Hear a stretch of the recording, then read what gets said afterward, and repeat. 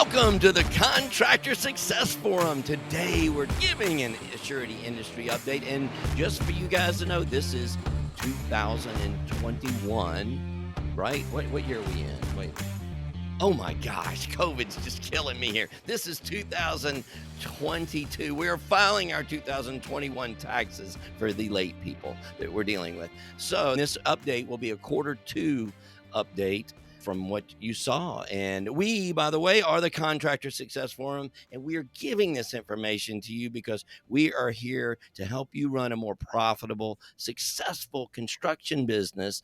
And we have Wade Carpenter and Company CPAs, and we have Stephen Brown with McDaniel Whitley Bonding and Insurance Agency, and I'm Rob Williams, your profit strategist with Iron Gate Entrepreneurial Support Systems. So what are we talking about? What is this information from, and where are we, Stephen? Well, first of all, you have to ask yourself, who cares to listen to this information? What does it matter to me? But as always on the Contractor Success Forum, everything seems to tie together, doesn't it? And in this situation, I'm a surety bonding agent. I represent many different surety companies. And whether those surety companies have an appetite for writing business or not is something that I have to be almost obsessed with, because I need to know what's going to happen. There are hard markets where it's hard to get bonds, and there's soft markets where it's easy to get bonds. Well, why don't you tell us a little bit about which is which and what's going on Okay. with it? Well, the good news is right now we're in what everyone considers, and I've interviewed a lot of my friends and peers, everyone, and from their corporate headquarters level, feel like this is a relatively soft surety market. And that means the capacity for growing your program and getting approved for surety credit is in a very good position. And the reason that is because bonding companies, since the last hard market, have generally kept their losses as an industry average of 20% or less. So it's been kind of level. And because of that, you as a contractor should be getting better deals, better rates, more bonding capacity from the sureties, because if your surety won't offer it, someone else will. And that's a discussion you have with your surety agent. But just hot off the press, the second quarter of 2022 is showing that the top 25 companies are showing well below 20% losses. So that's what we look for. And so they come out, and these bonding companies are ranked by their size, by how much premium is written. I may have mentioned before, but the top 5 for the last 6 or 7 years have always been Travelers, Liberty, CNA, Zurich, Chubb, Hartford, and in that area are considered the biggest of the big, and they write double and triple the size of premium that numbers 6, 7, 8, 9, and 10 do. So when you look at the top surety underwriters, you look at the overall percent. And right now, the top 10 are averaging 12%, the top 100 like 23%. So that's good. So that means that we've still got a good market ready to write bonds. That's great. I guess I would ask, what's the difference in a hard market and what causes that? Can you give us some examples of things like that have happened in the past? Well, a hard market occurs when the surety companies have so many claims that they get a little bit, I don't know if scared's the word, but they got to pull back their reins a little bit. They have to be a little bit pickier about who they're underwriting. Because almost always when a surety company has losses above the 20% level, they're more carefully scrutinized in-house. Also, some surety companies spread their risk to what's called reinsurance companies. And those reinsurance companies are micromanaging them even more. So that creates a hard market, and the bonds get harder to get. The last hard market, Wade, in the surety industry was really 2001 to 2004. It was really 2003, 2000 was considered a hard market.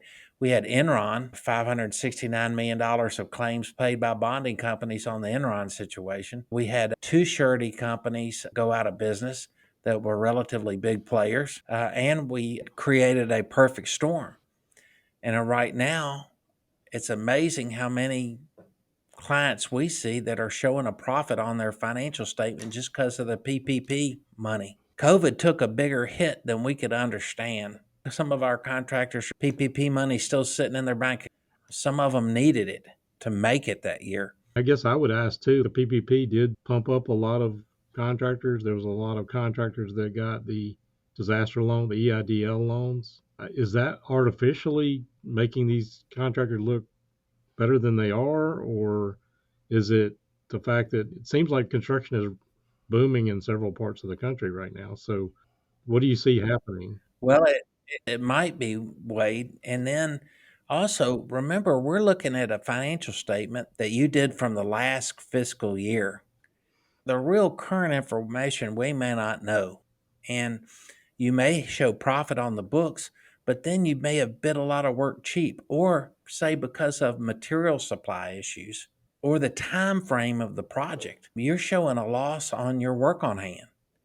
The bonding companies don't know. So the more you can talk it out with your accountant and your bonding agent and communicate with the surety companies, the easier they're going to feel about continue to extend you bond credit, because they don't know if this material issues and this time frame. Associated General Contractors just did a survey. 74% of their contractors said their jobs are taking much, much longer than they anticipated. 74%. And 54% said they're running 4 months over. So, how does that affect the surety industry? Well, time is money, and you lose money. It's not there to back up your bonds. So, I guess in your opinion, given that the bond market is like this, is this a good time for contractors to really get in with a bonding company and really firm up that relationship? It is.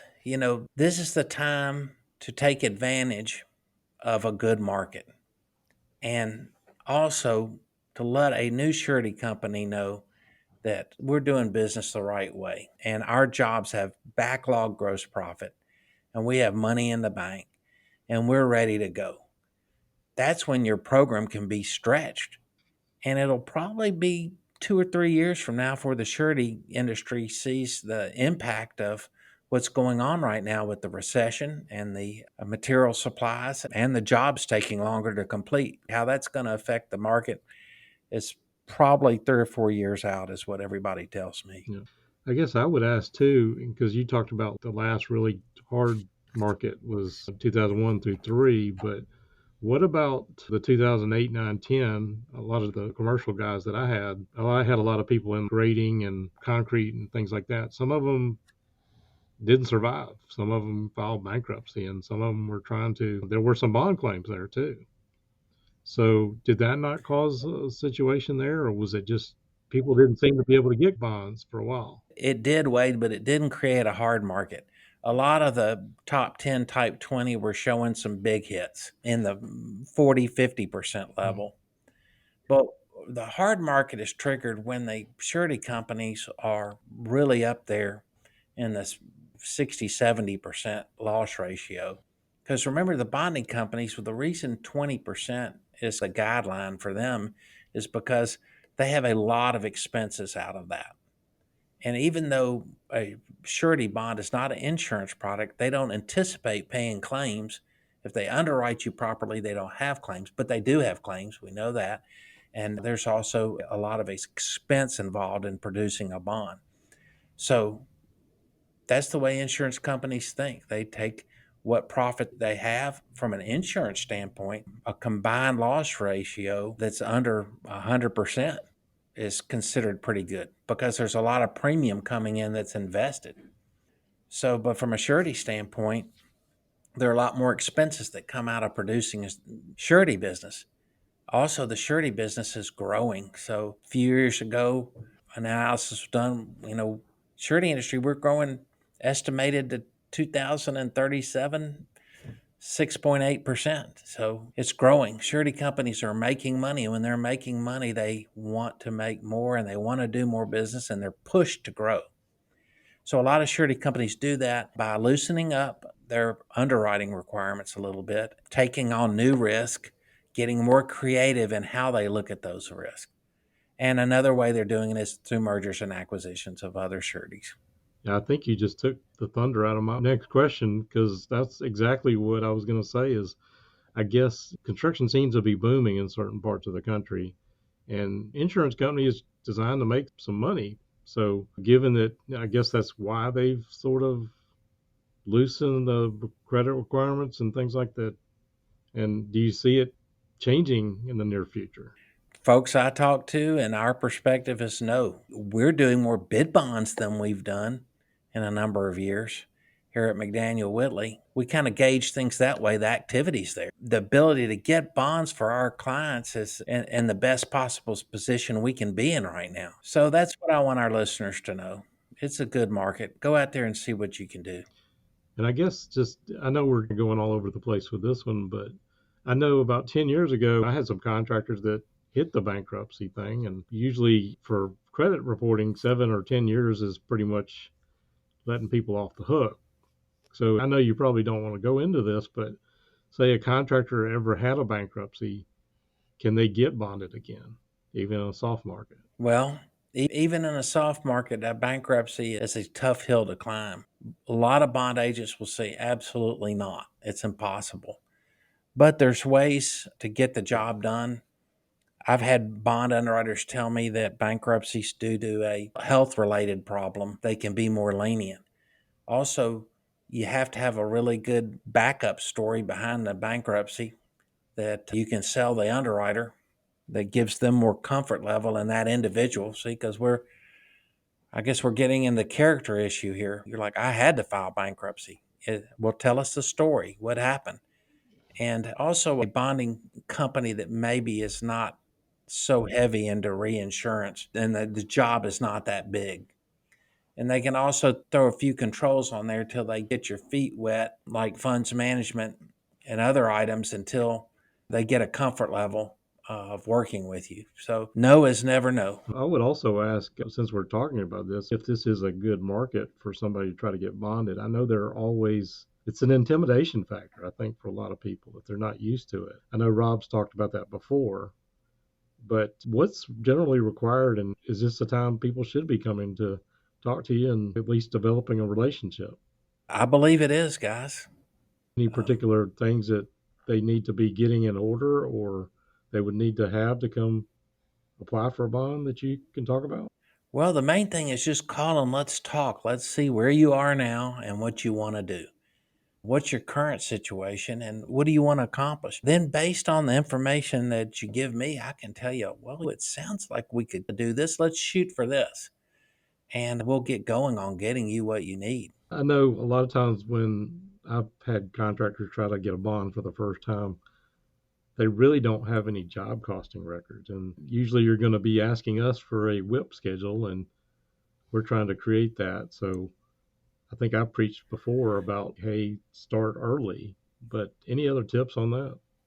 Well, no, that's a great point, Wade, because at that point where we don't have work on hand schedules, then we're really capped at what the bonding companies will do. Used to be without work on hand schedule, you got no bonds. But now with the credit scoring bonds, you can get bonds up to $1 million or more.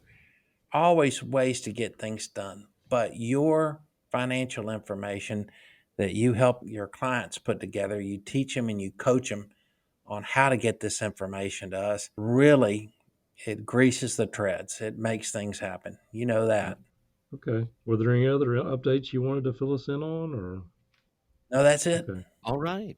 Well, that sounds good. Well, I appreciate you answering those questions because to our listeners, Stephen can't hear me today. So I appreciate you working on that. And I will take us out, though, even watch Stephen smile because he can't hear me. So this has been the Contractor Success Forum with Wade Carpenter, Carpenter and Company CPAs. And I'm Rob Williams with Iron Gate Entrepreneurial Support Systems. And we have Stephen Brown. Thank you so much for that good update on 2022 quarter number 2. Thanks for listening and come back to the next Contractor Success Forum.